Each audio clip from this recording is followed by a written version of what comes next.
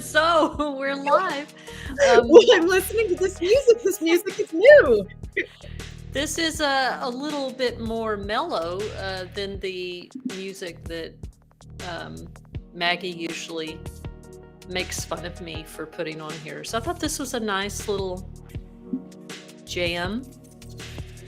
So we have all kinds of new stuff. We have new a new YouTube page, a new YouTube channel, which are we connected to right now? I don't even know. Yes, we are. We're Okay. connected to almost everything that we own. Okay. Well, I'm so excited because this is starting to come together. Our beginners, what is this like podcast for beginners? That's right. It's podcast. I won't say it because if I say old ladies, you're going to get mad at me. That's right. You and I are gonna go round and round over that, Tunchi, because I'm a little bit older than you, and I'm not old. We're old souls, honey. Well, We're young in our bodies, but old in our souls. oh, I kind of feel like it's opposite. I kind of feel like it's a little bit of opposite. So, well, I feel like it's been a month since last Wednesday. Does feel that way. I did end up with COVID. When we were talking last week, you were like, "You need to take a COVID test." And looking back at that video, I did look very ill. You I were was. not feeling well. You Mm-mm. and you weren't going anywhere anyway, but I'm glad you did finally test with your free, probably free government issued COVID That's test correct. that you have there. That's really important. Yeah, yeah. It was. I just when we got off that live, I went to bed and I was like, I feel like everything is being drained out of me right now. Like it took absolutely all of your energy to get through. And I was trying to carry you, but it's not easy because you kept chiming in. I was trying to save your voice. It sounded like it was hurting for you to talk. it it was like the footprints in the sand I saw where you picked me up and carried me, and there Yes. was only one set of Yes. footprints. Yes, that's exactly what. Well, we're talking about my stomping grounds, my prison stomping grounds tonight, and yours for a short time, but most of my prison experience happened on the Dr. Lane Murray unit in Gatesville, Texas. That's it. There it is. There it is. I Murray. won't highlight your usual comment about your stars. I'll let that one go. I appreciate that. But yeah, I thought that we would, try to highlight each unit and have a good discussion. A lot of times people who have loved ones on the inside, they want to know what it's like at each unit, and then it's nice to just compare and hear how different one experience literally up the road can be so different than where you're at. It's really bizarre. And I thought, what better place to start than your alma mater, the Dr. Lane Murray unit. That's it. That's it. So, that's the road that the drive. That's the driveway we're looking at. So, yeah. Now, I made a little slideshow that we can. It was hard to find pictures, so I tried to find the best pictures that I could. Um, Ghostface Gangster. Hi, I love the Hi. tag. I love the name. Um, I'd get into a whole discussion about Scream and stuff, but yeah. So I put together some pictures, and I thought that we could just kind of go slide by slide and hear maybe some thoughts or memories that you have um, looking at these photographs. So, how do you feel? And I have to be mindful that we do have our Podbean podcast, so there will be people that can't see the pictures eventually if they're listening to the podcast in a different way. But like you said, this is the entrance. You can see the unit in the background, and there's the big cement block sign that says Dr. Lane Murray Unit, Texas Department of Criminal Justice. What do you feel when you see that, Do you Marcy? know that sign, that concrete rectangle emerging from the ground? It that that's a thing that there's a lot of ladies that I've been incarcerated with that go back actually and get their picture taken in front of that sign. That's a whole thing. And so when I see that, that's what I think. Now, Brittany and I, my girlfriend and I, went back to the unit. She was visiting her friend, and I was not anywhere near bold enough to get out of my vehicle and walk over in front of that sign to get. I did not want to give any officer any reason to say anything to me. But there's lots of people that do. So I don't have any anxiety looking at this picture, and it perhaps it's because I have driven back onto that property since I've been out. It kind of reminds me of a tombstone, like it's really what it looks like. Um, to me, I always found it, at least the older units kind of they're smaller and they're different colors or whatever. But this is the angle of it and everything it just reminds me of I still, like you said, I did a short amount of time at Lane Murray when I was 18, pretty close to around the time they opened the unit. Some of the buildings weren't even there, like the chapel and stuff, but just just seeing it, the outside of it makes me feel like I'm 17, 18 years old.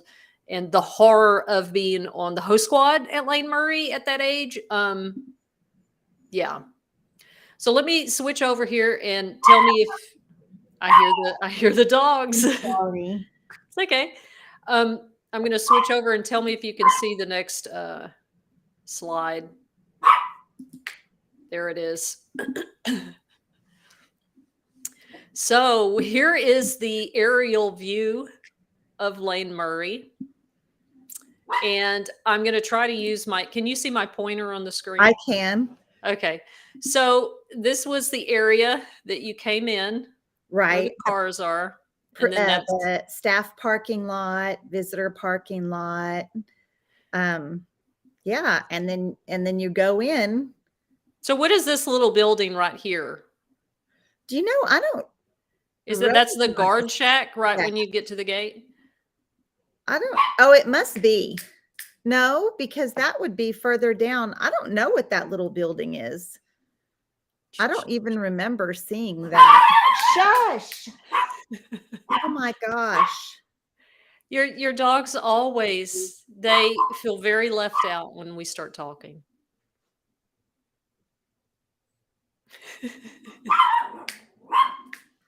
And I hear that Um, snapping. I feel like I'm in church with my mom.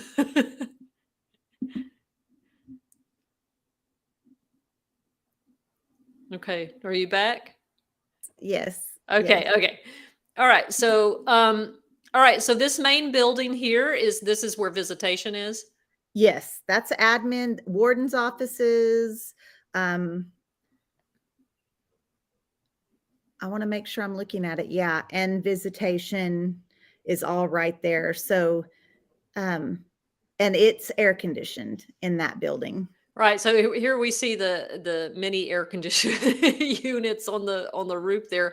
And then there's the gate where you enter into Main Street. So anybody that's actually watching, you see this long sidewalk. It's a very wide sidewalk that stretches the whole unit. So when you hear Marcy say on Main Street, it's like Main Street in a downtown somewhere. This is Congress. This is Congress Right. Avenue.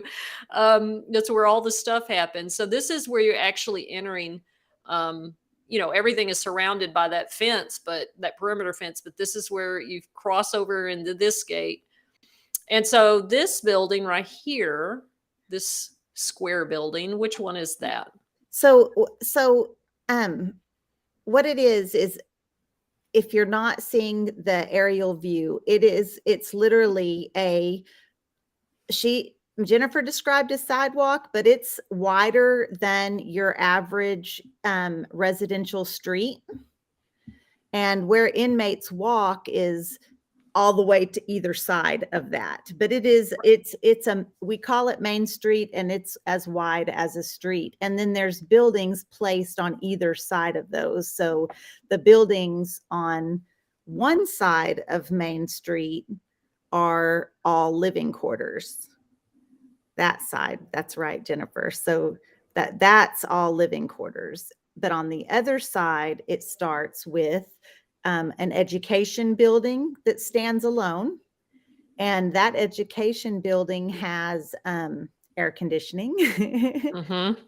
So the classrooms in there are pretty typical of what you would think any traditional classroom would look like, with the exception of there are prison guards walking around. And of course, that's not too different than high schools nowadays, and even middle schools, right?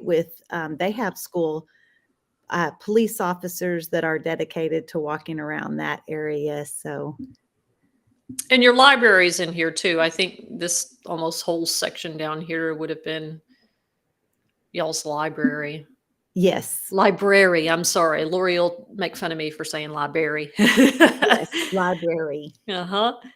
So what is the little building here to That the the left? next building on that same side of the main street is the gym.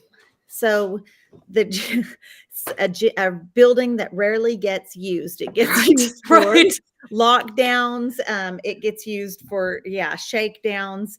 The staffing, ideally, if everything was working according to policy and the way that it's all supposed to work, fully staffed, they the gym would be open they would have aerobics classes. There's a couple televisions in there and a bunch of workout videos in there. There is some exercise equipment. There are some basketball goals that I think in a better ran facility, you might have actual basketball games. There's a volleyball net that they can set up. In the 10 years that I was there, none of that ever happened. I think that they had open call gym time less than 10 times in 10 years. Jeez. So, Now, Marcy, I want to talk about the gyms in women's prisons because you're highlighting something that happened at every single freaking unit I was at. Every single unit. You would have a really nice gym, right? Like the gym at Mountain View, I mean, we did pressure them a lot more to use it. Like we even put a mural on the wall. We had a long time ago they used to have what were called coaches. There was somebody that was a staff member that was a coach, like a PE coach that ran the gym, and then they got rid of him in the late 90s. But we had an officer that, like, I think he was one of the ACA compliance people, right?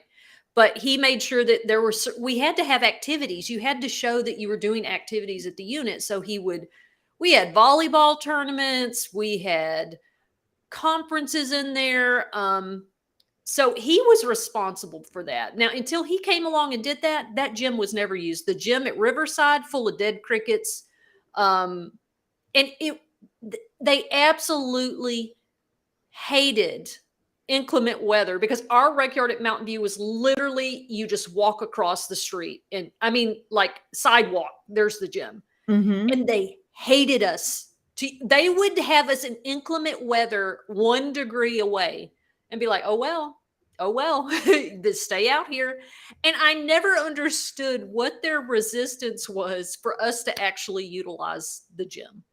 I love that Mountain View unit, which is a hop, skip, and a jump away from the unit we're talking about, would even offer inclement weather ever, because that's something. So TDCJ policy says that we're supposed to have outside recreation X amount of times offered to us a day. And then policy goes on to say when it's inclement weather. When the weather does not allow for inmates to recreate outside, they are allowed to have gym time as recreation.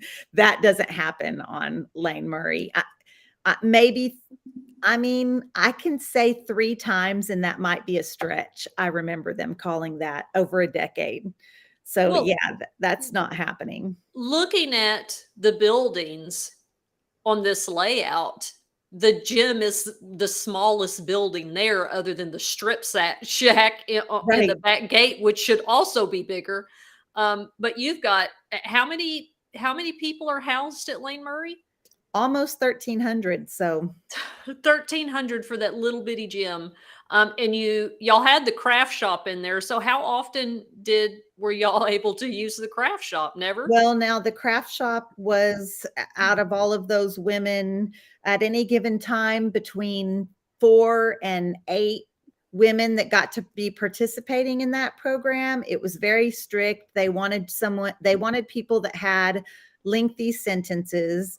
They wanted people that had absolutely zero disciplinary cases, which on this unit in particular was a big challenge. That wasn't something that was easy to accomplish because you could get in trouble for anything. You could Right. get in trouble for accidentally leaving a piece of trash in your cubicle that you didn't realize was even there.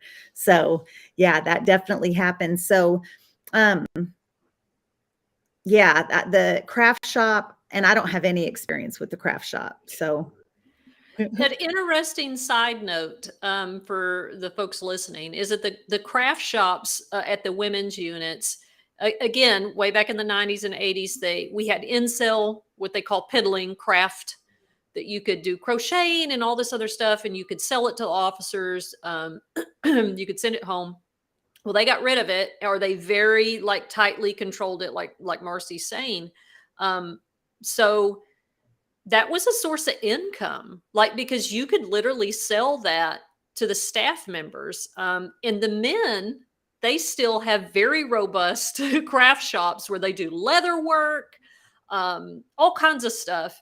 And so when we talk about higher education and women not being able to afford their college classes, they always point to the men and say, well, the men afford these classes. Well, first of all, their support is different. And second of all, they have craft shops that they sell leather work. You'll see a lot of the legislators will brag about their boots and their belts and their bags that they bought from people incarcerated. So just wanted to highlight that for another topic, for another yeah, discussion. yeah, in that same little building along with the gym and the craft shop, that's where the beauty shop is Oh also. my God. So you've got all three of wow. That's a Right. super tiny space for over 1,000 women to try to utilize that during inclement Well, it weather. was never open either, so it didn't God really matter what bless. size it was. We cut our hair Oh, with, we had to cut our hair and each other's hair with, blades out of razors, or like my length of hair, long hair, I would use toenail clippers to keep my hair cut. I never once was able to get a haircut my entire time I was there. boy, I feel like when we have our night where we go through Mountain View pictures, you're you're gonna I'm gonna talk a be lot of mad. shit. You're gonna get mad. I'm gonna be Um, mad.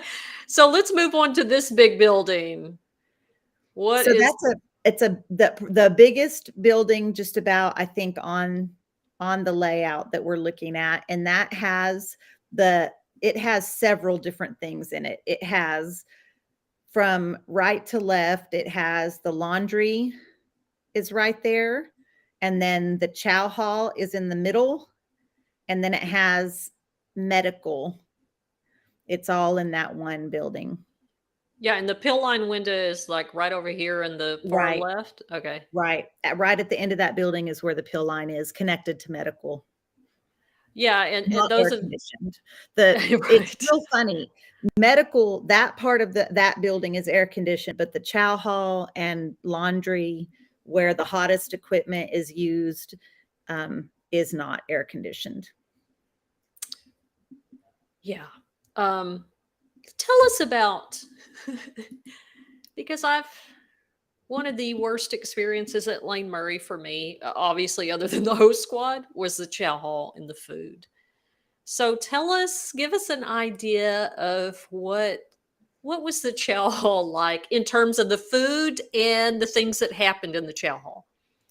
So, the way that the unit runs Chow is they're gonna have a ranking officer outside the Chow hall, and they're gonna call shots of Chow by dorm. So they'll say, "Give me 30 from Chow from K1 Alpha," and then when everybody who's turned out from K1 has gone to Chow, they're gonna call the next dorm. So first of all, you don't know when you're going to eat because chow that runs about 2.5 to 3 hours. So you don't know, are you going to eat at 11 or are you going to eat at 1? You know what I mean? So that's a little bit challenging. But then you line up and you walk in the line in the chow hall. You have to stay in that line. You are not, I've gotten a case for waving at my friend on the other side of the chow hall, not talking, not jumping up and down, waving my hands, not disruptive, not secretly communicating, signing to her, but literally I've gotten a disciplinary case for seeing my friend who I've known for years and we didn't live together anymore and waving at her from across the way. So as soon as you get in there, they hate that duty post. So even the officers that are more relaxed and not so rude are a little bit rude in those duty posts. It's just, especially in the summer, if it's 110 outside in that chow hall, I promise it's 140. It's ridiculous, ridiculously hot. People will, in the summer, they'll wet their shirt, and then put a wet shirt on to go to the chow hall. Anyways, you go through the line and you have to start eating at the minute that you step out of the line. You have to start eating off of your tray as you're walking to your chair. And you have to sit in the same order. So you walk through the line and then you sit, just filling the tables up in the same order. So, and you're stuffing your face. There's no time to talk, or there's no time to say this is good. There's no time to look around to see anything, or to even hardly breathe, honestly. So yeah, that's how that is. It's not a pleasant experience. A lot of people that I was incarcerated with intentionally avoided going to the chow hall. It's somewhere that you can get in trouble very easily for nothing. So if you're trying to stay out of trouble, I mean, when I made parole, Jennifer, I never went back to the chow hall, not once. Mm. Well, I remember not just when I was younger having to go in the chow hall, but also we went to a week-long peer education conference. All the units came to Lane Murray to have that training, and we had to eat lunch, and it was just horrific. And people that were with me that had never left Mountain View before were in tears, like, because that is how drastically different the experience was in terms of the food, the staff, the environment, the heat. So it's crazy to have like just such a radically different experience, literally not even a mile away from each other. We had anytime volunteers came in for any religious services or anything like that, that's something that they would go through the chow hall and eat. And the kitchen bosses would know volunteers were eating that day, and we would all on the unit, we'd get excited. We're like, oh, volunteers are here. We're going to eat better than we normally would, because they would step up their game. And so I remember about my 7th or 8th year in, sitting in the chow hall, and it was the kind of situations where the volunteers were coming in and sitting right with us even, because sometimes they eat in ODR, right? But they're eating on our side, and we're thinking, hey, this is pretty good. And those ladies were shocked at the quality, the low quality of that Mhm. food. And I was just, it was embarrassing it was embarrassing to me that I was enjoying that meal thinking, hey, this is really good. But that just kind of gives you like a baseline of what I had grown accustomed to Right. and what they were expecting. So, Right. So I know that we have the chats that you and I can see from YouTube, and I don't know why we can't see the Facebook chats, but I'm kind of monitoring that. And Chris says, most chow hall meals sucked anyway, but the food always got better when visitors or legislators or any type of visitor to the unit. It got better so much, so much better. And I remember us when we ate there. I remember spitting out rocks. I remember there was a little sliver of glass and twigs and literally dirt in our food at Lane Murray, and not just from the time I was a teenager to the time we went to the training. Um, that never changed. Never changed. rocks was normal. Uh huh. Rocks, especially in the beans, that was normal. You learned not to take a bite and Right. first. You learned Right. to you learned to make sure and roll that around in your mouth for a moment Before before you you bit broke down on the it. tooth. You, And you there know, were people that chipped their teeth on mhm. rocks. That was not that uncommon. And what you said about, like, you have to start eating. So you have 20 minutes by policy. You have 20 minutes in the chow hall, and that starts from the moment you get in the door. And you're like, well, logically, that doesn't make sense if it takes you 20 minutes to be. They don't care. Start eating it as soon as you are on. You better just start eating it, like you said. Jennifer, Go ahead. it never was 20 minutes though. It never Right. was even it Right. I don't remember any one time that it was 10 minutes, and I had my little commissary purchased watch, and It's just you check know, it out. and I remember checking it out and being like, wow, I literally went through that in 4.5 minutes. And that was not unusual. It What? wasn't unusual for me I used to make kind of a game out of being in the dorm and timing the ladies from the time they left the dorm to come back. And oftentimes it was 7 minutes. Jeez. And that's leaving the dorm, going through the chow hall line, And getting back. eating, and coming back. Well, when I was 18 years old and I was on the host squad, I was starving and I didn't have commissary. I didn't have any, I didn't have any commissary funds, and those were some hard years, but I was hungry. I was starving. I was young. I was working in the fields. And sometimes I would cry at night in my sleep because I was so hungry. And I didn't ask people for food. I knew better than that, right? I I just knew that I had to eat whatever was in the chow hall. And when you are not able, when you literally can't eat your food and you're told to get out, like, you are shoving that while you're putting Yes. your tray in the slot, you were shoving food in your mouth. And I remember just being like a starved animal when I was at that age, because I was working in the fields. I was young. Yes, that's anybody that, um, you okay, so that's one thing. If you In my experience, so I went to the store. So if I'm going to Chow and I'm sitting with people that don't go to store and I'm watching them kind of shovel their food in, I'm handing them some of my food because they are hungry. It's not enough. It's not enough food to keep you from being hungry. Right. It's not enough to begin with, and then you don't have any time to eat what you do have. Um, Right. It's the same thing about being on restriction. Anytime I was ever on commissary restriction and my box had finally depleted of my commissary items, it was that same feeling. It's a little bit of a desperate feeling. You need those calorie intakes, especially if you're working a manual labor job like Host Squad. mhm. So let's talk about medical. So this is a respite area, meaning it is an area with air conditioning that you could hopefully beg and plead to go cool down in. But I really want to talk about what was your experience of medical care at Lane Murray, if any? Did you Well, avoid that place as well? no, oh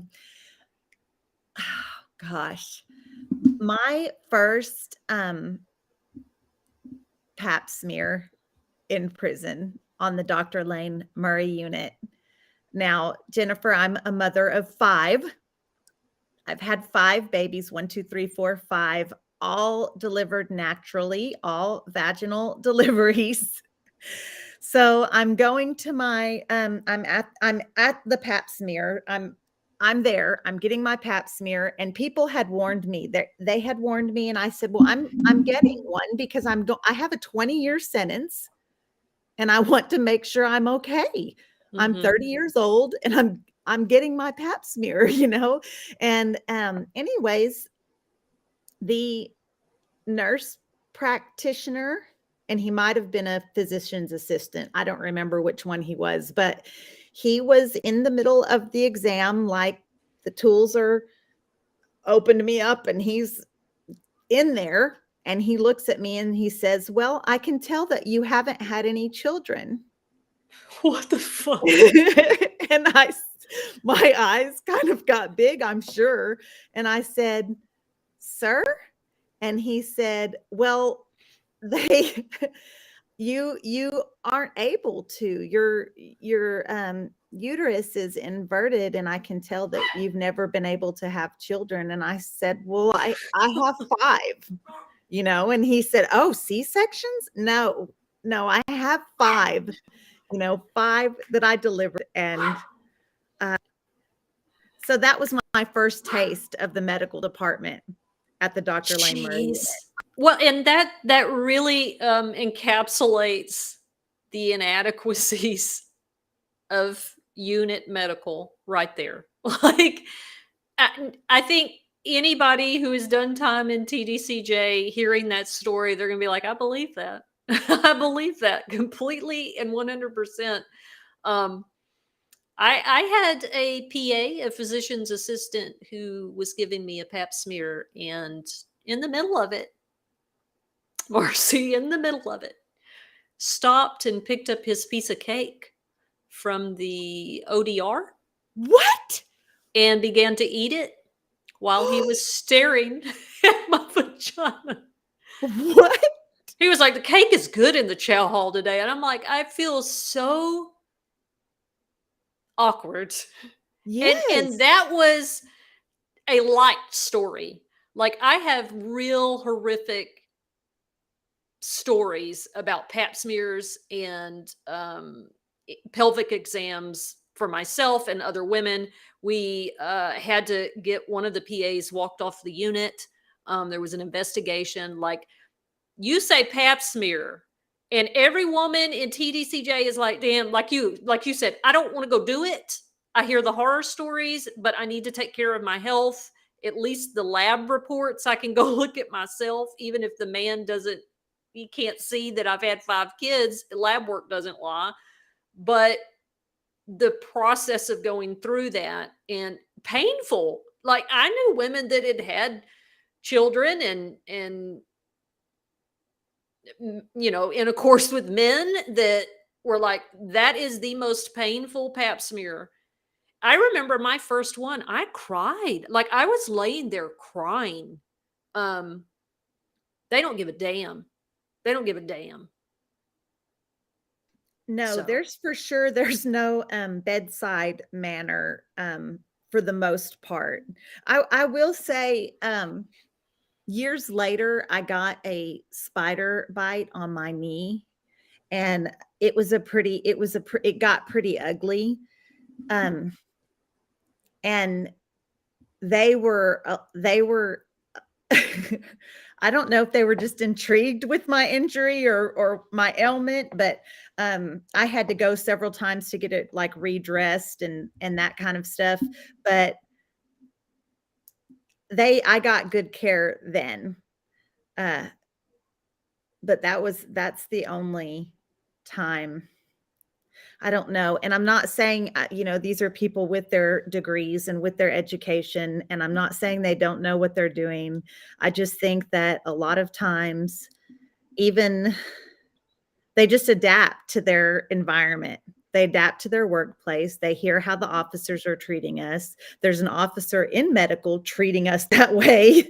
Right. And I think that that happens a lot. They kind of lose their compassion for why they even got into that field. Um, Yeah, no, I so agree with you. People that may, that are a lot of times they're working in the prison system because they've had some type of probation or some type of trouble somewhere else. But like you said, it's kind of a desensitizing that starts to happen within that culture, definitely. So I want to move on here to this big building. What is this big building? So I'll say that the last building on the right-hand side down Main Street, well, almost the last building, right? You have to go through a locked gate to get into that building. It's there's a like it's closed. You have to stand there and wait. Now, there is a keypad thing that has a button on it, but they get furious, enraged if you push Right. that button. Right. So, what they want to happen is for them to be sitting in the control room and see you on camera and know to open that gate, but that's not all the time it works. So, anyways, that nobody tells you you're not supposed to push the button. So, I also got yelled at, horrifically yelled at Yes. for hitting that button when I first got there to ironically get into the privileged dorm or the honor pod or whatever other kind of terminology people use for incarcerated individuals that maybe are low risk because they have low disciplinary history. Hmm. Hmm. So that's where I was when I first got to the unit. I lived there like 3 different times. So I remember when F dorm, it's still called F dorm, right? It is. Okay. Okay. So I lived in, I think, FC, but it had its own little gym. And then they It converted it to the dog program where the ladies stayed there?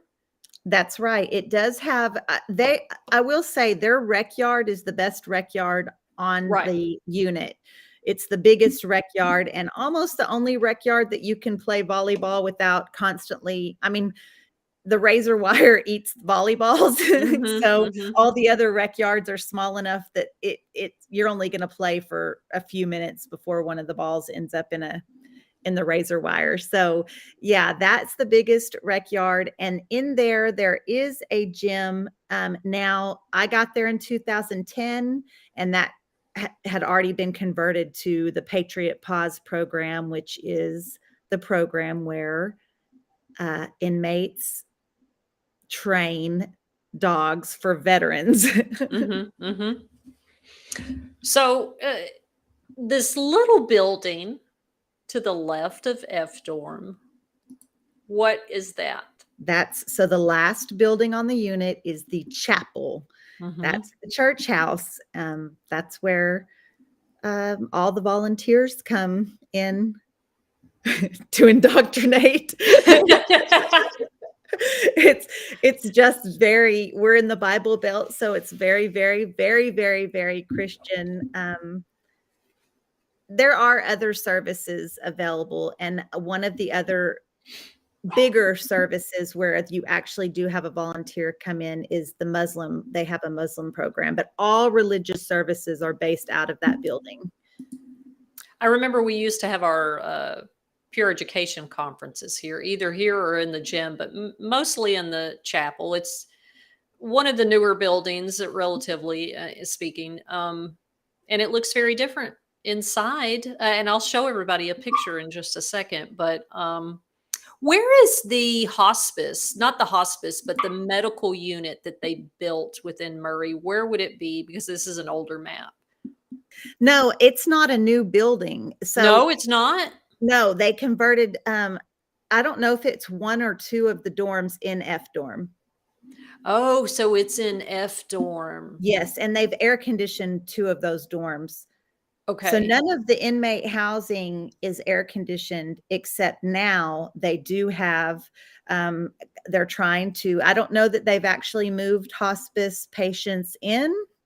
I don't know the status of that, but I do know that the construction has happened, the air conditioning has happened. And what they're doing is, because those dorms are 2 floor, they're going to have like regular general population inmates on the second floor, because that's not, obviously not a viable place for a hospice patient getting up and down the stairs. And then hospital or hospice patients on underneath. And I don't Well, know the logistics of that, but I do speak to enough people on that unit that I'm aware of that's what's going on so far. well, that's crazy, right? Because you have general population with a vulnerable population, and then, you know, you're in F dorm in the upper tier getting air conditioning, and then the K dorms, you're like, there's no difference between you and I. You're just out of luck. Right.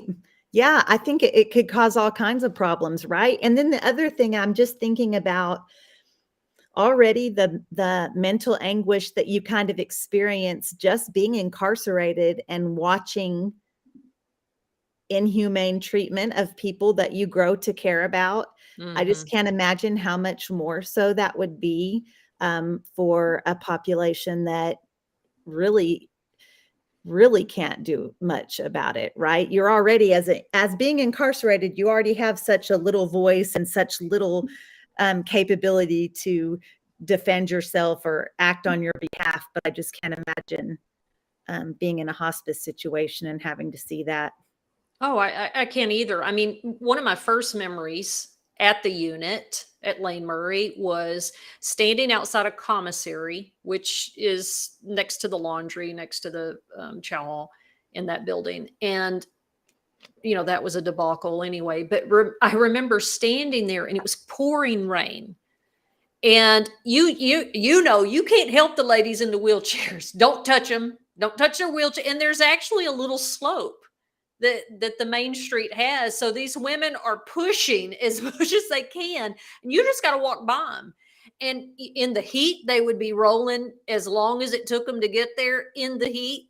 And then this one lady was in the rain dropping stuff, whatever her little property was, and she had a cane and she fell trying to pick it up. And it's just like people are just walking, officers, staff, and there's this old lady with a cane laying on the ground and it's pouring rain and nobody, it's almost like she wasn't there. That's how people acted, like, oh well, like she's just not even there. And I will never forget that scene in my mind. So that one scene, and that's the maybe the first one that comes to your mind, but I know that there are hundreds like it, because there are hundreds in my mind that same kind of scenario has happened. And it's definitely not a lack of compassion from other incarcerated ladies, because we want to help each other, but that's a disciplinary action, right? So it would be the kind of situation that if there wasn't any officer around, I would probably take the chance and be helping and just hope that the Right. person in line control, or, that somebody didn't come out and start yelling, or write me up, write a disciplinary case up. And those cases add up and they affect your freedom. They Hmm. affect your chances at parole. They affect if you can talk to your kids on the phone. They affect if you can hug them at visitation. And it's serious. So how do you go from, or how does the state expect for people to go from that, where we are just walking by someone that is in need, to now we're in our communities, and how are we supposed to treat our neighbors? Right. When you've been trained to number one, self-preserve, I can't afford disciplinary, I can't do any of that. And some of it too, Marcy, was, not just watching how elderly and disabled people were treated and neglected, but also just seeing levels of violence or medical emergencies. The only way to cope with that inside is to dissociate and compartmentalize it and turn yourself off and not feel. And it's really hard. And I discovered that in my life journey. Um, it's really hard to turn that back on. And you have to work really hard with a lot of therapy to turn that switch back on. And it's not, like you said, it's not for being evil or nasty or cruel hearted. It is, you cannot cope with those feelings. And there's a helplessness to it that there's nothing you can do. And you're just forced to bear witness to it and do nothing. So you just turn off. I mean, that was the only way I knew how to deal with it. Very much so. I mean, those coping skills that we have to be able to deal with that trauma when it's active trauma, we're right in the middle of it. That's one thing that I just remember we laughed a lot about things that were not really laughable moments. Like it's really not funny to be in the strip shack coming in from host squad and have to have all your feminine products off and out of your body, and you're on your cycle, and you're getting yelled at, and it's 20 people crammed in this small space, and it smells horrible. We've been outside working, and we would laugh and crack jokes about that kind of stuff, but it wasn't funny. We were just having to deal with it some way. And it was kind of one of those, what is that saying? You either have to laugh or cry kind Right. of things. Yeah, no, and I think all of us that know each other and spend time together in our group chats, our group texts, there is a lot of dark humor there. And I had somebody one time make a comment. I don't know if it was on my Facebook or something, that I had made a joke about you know something that related to prison. I'd made a joke about it or whatever, and she was like, "Well, I think the criminal justice system is a serious matter, and I find so much that is not easy to laugh about." I said, "Well, ma'am, after 20 years, sometimes all you have is a sense of humor. That's all you have. That and dissociating. So, and those of us that have spent time inside, we know how valuable humor really is. It really like you look now and back on some of that stuff, and it's like, man, that wasn't funny. Like, I still think it's funny, but at the same time, I know deep down it's not. But I didn't know how to survive any other way. And I want to show people this little area right here. That's the strip shack. Another horrible experience. If you've ever had to be stripped in and out at Lane Murray, it's this tiny little bitty room. And those host squad bosses stripping you in and out. Mm-mm.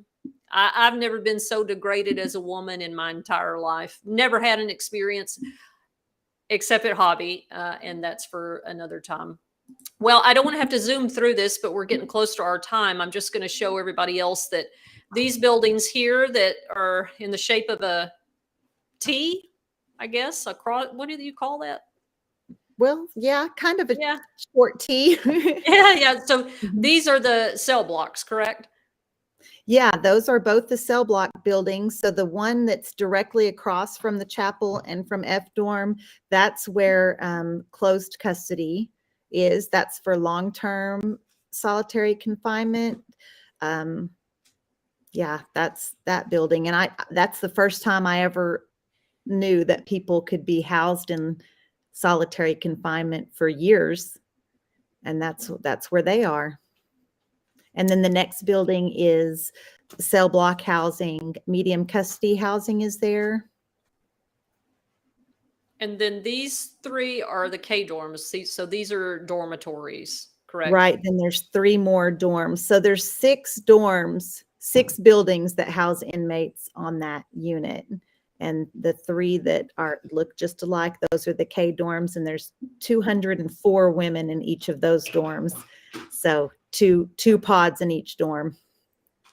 So let me go to the next. That's the outside perimeter fence. I remember sticking my hands inside of there to pull those weeds and pulling back bloody nubs. Yeah, so these women here, they're either on the yard or on the probably the host squad cleaning around the perimeter fence. Yeah, And that's you'll for see, sure. That yeah. razor wire, golly.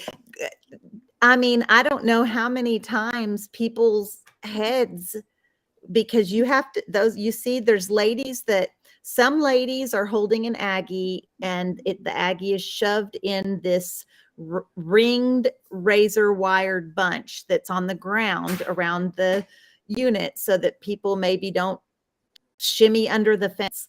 And so people, there are a few women that are holding the fence, the razor wire up. The other women are all on their knees underneath that razor Mhm. wire that the Aggies are perilously holding up, so that weeds can get pulled. And that's what's happening. They're on their it's not a safe place. And I cannot believe Mm-mm. no one's, I can't believe no one's been hospitalized, or no one that I know of, not to say no one. No one that I know of has been hospitalized for this. It's so dangerous. And those Aggies slip. Yeah. They slip. So It people, and Marcy, I want people to know that that razor wire, I mean, it is like I it really is the sharpest, like, thinnest, I mean, just barely bump up against it, and it is slice and dice, like, unbelievable. Like when I hear about people crawling over these razor wires, like during escapes and stuff, like in, they're saying, oh, they barely live, they had to get them down. They are bleeding to death. Like that razor wire is not a joke. Um, Let me go to the next yeah, picture. Oops, I'm yeah, sorry. that's, it's blades. It's blades. So this is the chapel.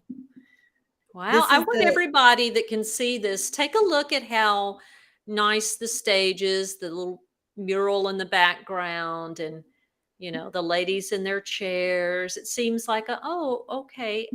The chapel is not indicative of the rest of the unit. no, it's not. No, it's definitely not. What's funny about that chapel is the chaplain's office, um, has, her office is right next to, easily, the most terrific officers on the unit, which Oh would yeah, be the the safe safe prisons are. prisons officers. And it's just, it's just, shocking that the chaplain has to hear them all the time.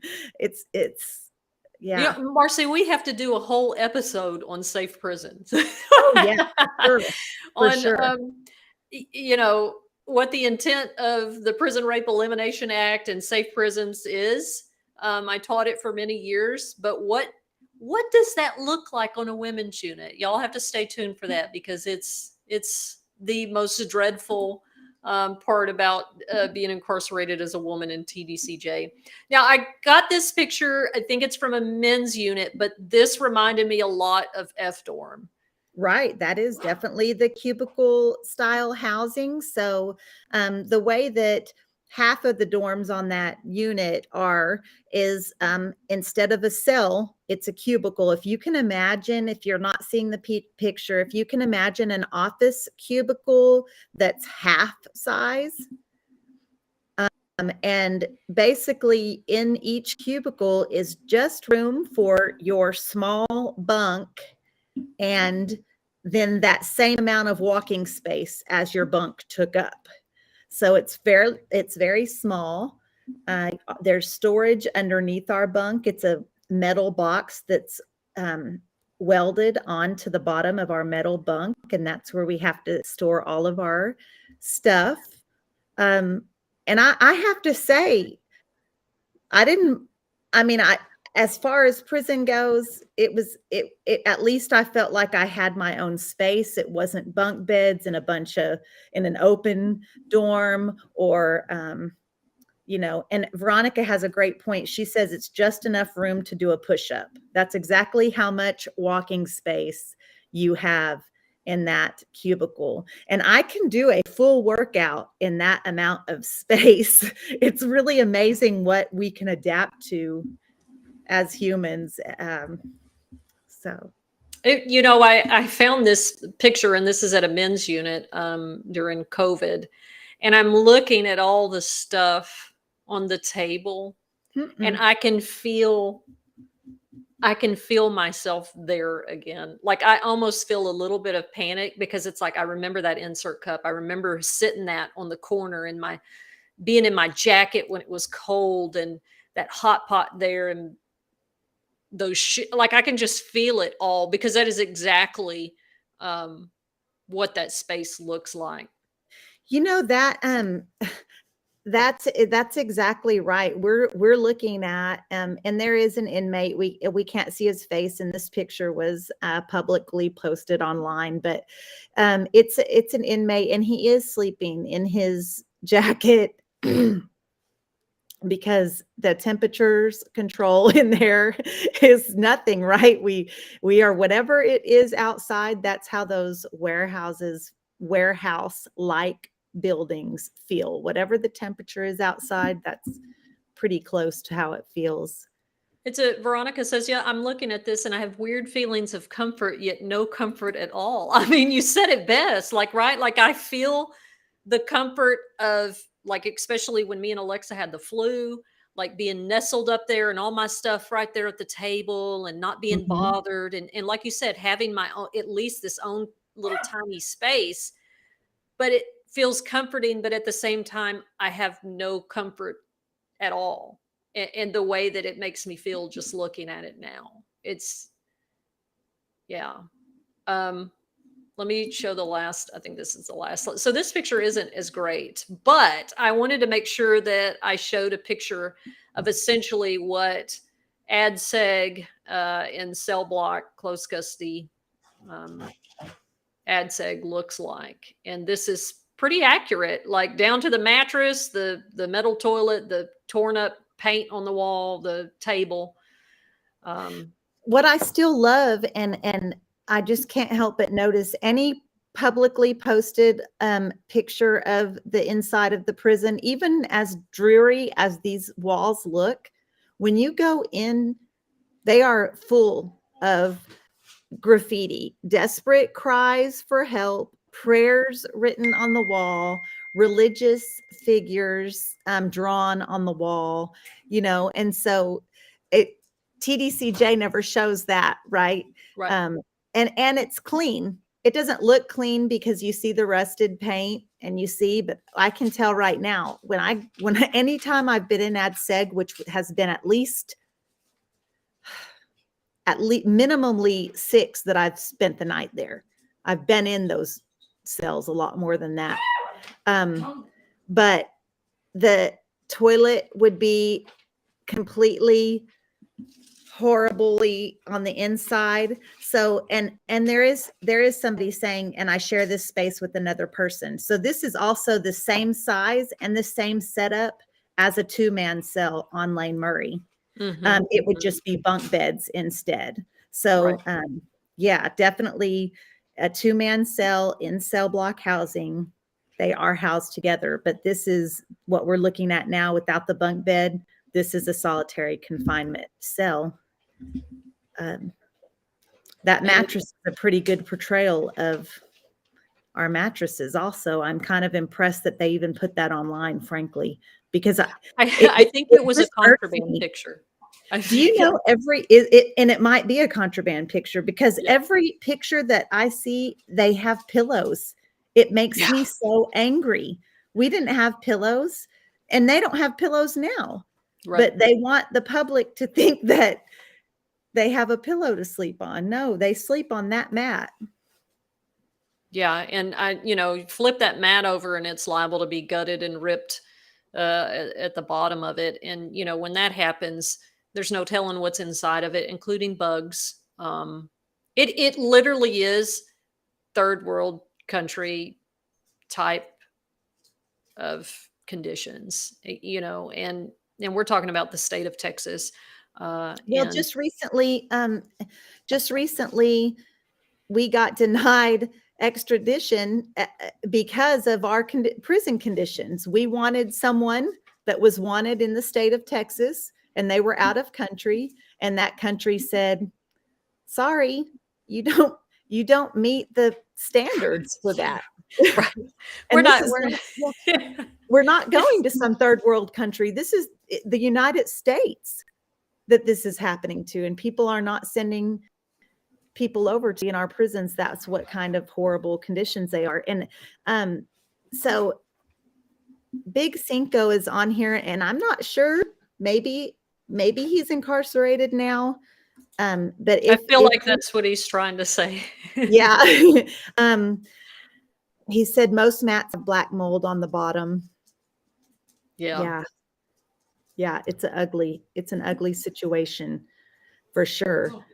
Um, Well, Marcy, we are at we 8:01. sure are.